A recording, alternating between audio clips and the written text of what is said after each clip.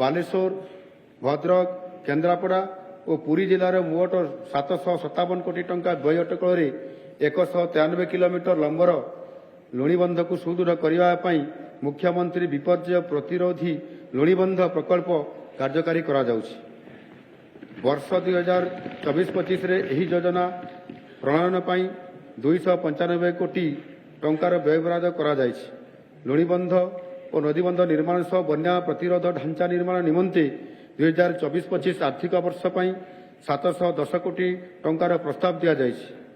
15ଗୋଟି ଜିଲ୍ଲାର 537ଟି MIP ଅଧୀନରେ ଥିବା କ୍ଷେତ୍ରାଞ୍ଚଳର କୃଷକମାନଙ୍କୁ ଜଳବାୟୁ ଉପଯୋଗୀ ଆଧୁନିକ କୃଷି ପ୍ରଶିକ୍ଷଣ ନିମନ୍ତେ ବିଶ୍ୱବ୍ୟାଙ୍କ ସହାୟତା ପ୍ରାପ୍ତ ଯୋଜନା Odisha integrated irrigation project for climate resilient agriculture OIIPCRA ପାଇଁ 380 କୋଟି ଟଙ୍କାର ବ୍ୟୟବରାଦ କରାଯାଇଛି।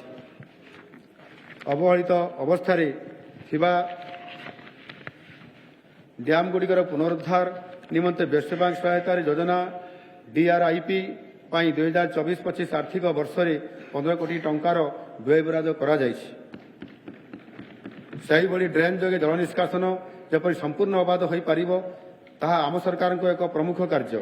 ଏଥିପାଇଁ ଡ୍ରେନ୍ ଉନ୍ନତୀକରଣ ଯୋଜନା 2.0 କୁ ଆଉ 5 ବର୍ଷ ପାଇଁ ମୋଟ 1400 କୋଟି ଟଙ୍କା ବ୍ୟୟ ଅଟକଳରେ ଚାଲୁ ରଖିବାର ଲକ୍ଷ୍ୟ ରଖାଯାଇଛି।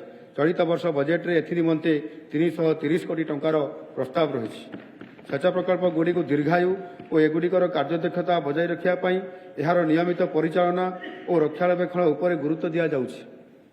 ଏଥିନିମନ୍ତେ ବଜେଟ୍ ଅଟକଳରୁ 10% ବୃଦ୍ଧି କରି ଚଳିତ ବର୍ଷ ମୋଟ 1783 କୋଟି ଟଙ୍କାର ବ୍ୟୟବରାଦ କରାଯାଇଛି। ରାଜ୍ୟର ଜଳସେଚନ ବ୍ୟବସ୍ଥାରେ ସ୍ୱଚ୍ଛତା ଏବଂ ଲୋକଙ୍କ ସହ ସିଧାସଳଖ ଯୋଗାଯୋଗ କରି ଏହା ସମ୍ବନ୍ଧୀୟ ଅଭିଯୋଗର ତ୍ୱରିତ ସମାଧାନ କରିବା ପାଇଁ ଆମ ସରକାର ଜନଶୁଣାଣି ପୋର୍ଟାଲ ସମେତ ବିଭିନ୍ନ ୱେବସାଇଟ୍ କାର୍ଯ୍ୟକାରୀ କରିଛନ୍ତି।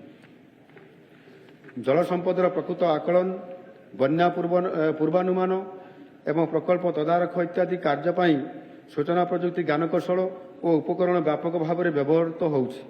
ନୂତନ ସୂଚନା ପ୍ରଯୁକ୍ତି ବ୍ୟବସ୍ଥା ଯଥା GO water ERP, ETAC, ePromise, eCAD, ePINCYS, water docs, ଛାତ ୱେବ୍ ପୋର୍ଟାଲ, ଆମ ଜଳାଶୟ, ମେଗାଲିଫ୍ଟ MIS, ସମନ୍ୱୟ ହାଇଡ୍ରୋମିଟ୍, ODIIS ଅଧୀନରେ ଆମ ଜଳସମ୍ପଦ ପୋର୍ଟାଲ ଇତ୍ୟାଦି ଏବେ ରାଜ୍ୟରେ କାର୍ଯ୍ୟ କରୁଛି।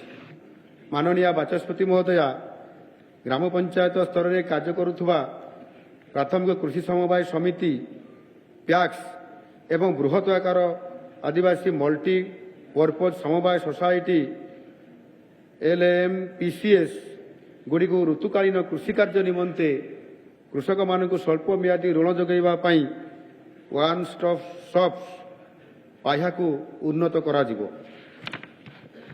ପ୍ରତ୍ୟେକ ଉପଖଣ୍ଡରେ